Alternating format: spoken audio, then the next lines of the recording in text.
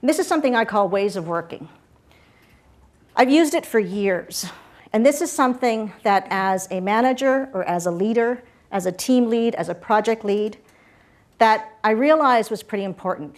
Leaders, as you've learned in your classes or as you've lived in life, have to be able to set vision and goals.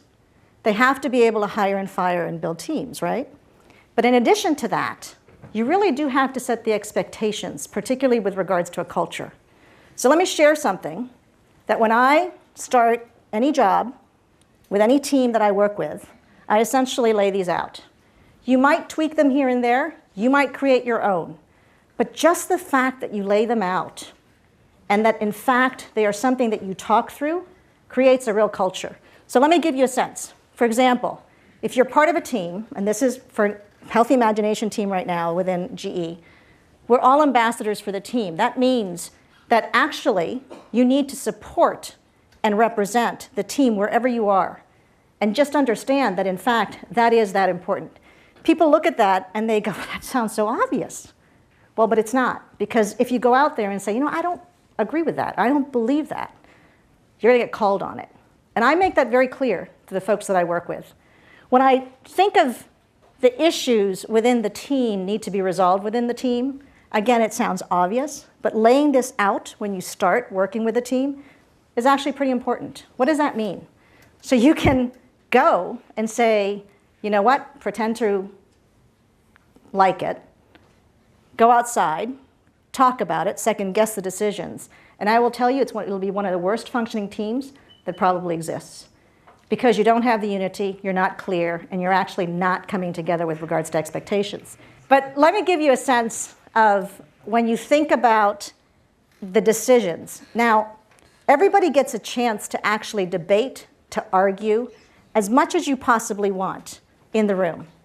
And the leader, the manager, the project team leader, whoever it might be, has to set that tone. It's a notion of culture. And by doing that, it really encourages very, very strong debate and allowing for everybody to be able to air their concerns and really add to the richness of the decision making. Once those decisions are made, however, in order for crisp execution to occur, in order for success of the team and individual success, you really need to make sure that, in fact, you have debated it internally and not second-guessed it externally. One of the things I tell the teams that I work with is, hey, it's not that you never get to bring the decision back. You just don't get to second-guess it behind the scenes. You have to come back in front of us. You have to ask us, look us in the eyes, and say, we, in fact, are going to revisit this decision for the following reasons. And don't come in without some solutions, too. Come in proactively. Just by setting those expectations, I have to tell you, it's made such a difference. And this is, you saw that it was 1998 that I've used this, and whatever year we're in now, it's actually lived.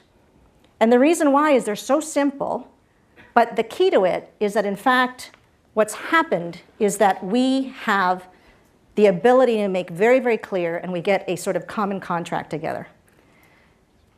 The other one I will tell you is this proactive project problem solving. What do I mean by that? So one of the things that happens is that folks say, particularly in organizations, they talk about, you know what, he didn't do this right. And they go and they tell somebody else, and they go and tell their manager. Or they can't resolve something, and they go tell somebody else without going first to the person that's actually caused the problem. And you guys know how you feel when you haven't heard that there's a problem with you specifically, right? It's sort of human nature. In fact, it just gets worse and it escalates. So this whole escalation procedure, I always say go to the source first. Always talk about that. Create that culture of accountability and create the culture of respect between one another. It's remarkable. It actually works if you hold yourselves accountable and you get the team to get into this contract with one another.